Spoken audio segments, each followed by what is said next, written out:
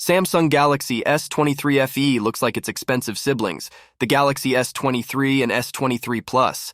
It's got that premium vibe with a glass back, 3 distinct camera rings, and an aluminum frame.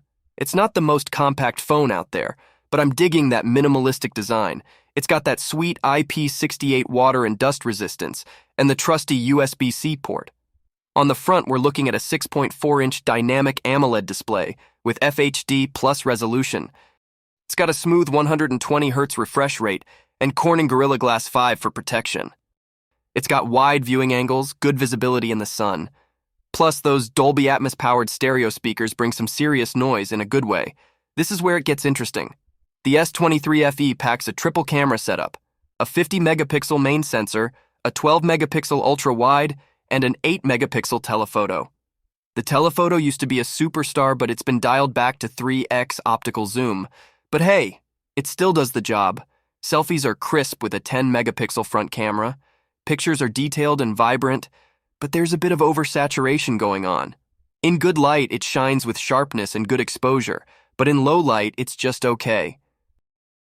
There's a 4nm Exynos 2200 chipset, giving you some serious power. It runs smooth as butter, no lags, and handles gaming like a champ.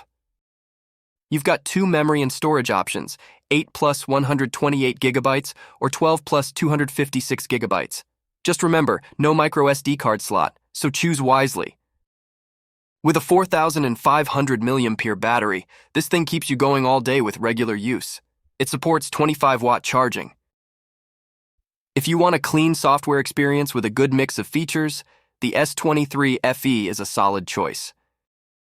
The Sony Xperia 5 Mark V is a small and cute phone. It's also pretty solid.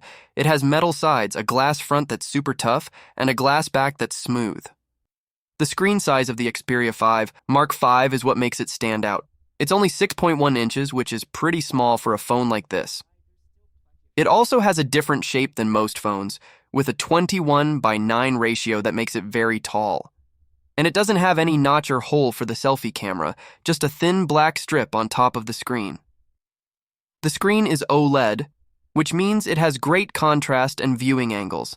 It's also bright enough for outdoor use. It has a 120 Hz refresh rate, which makes everything smooth and fluid. Let me tell you about the Mark V's camera.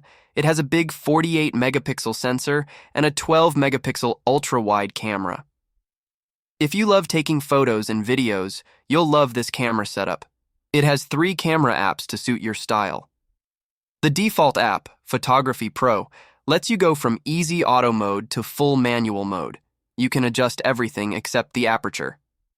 Video Pro is great for online video makers who shoot in 16:9 ratio.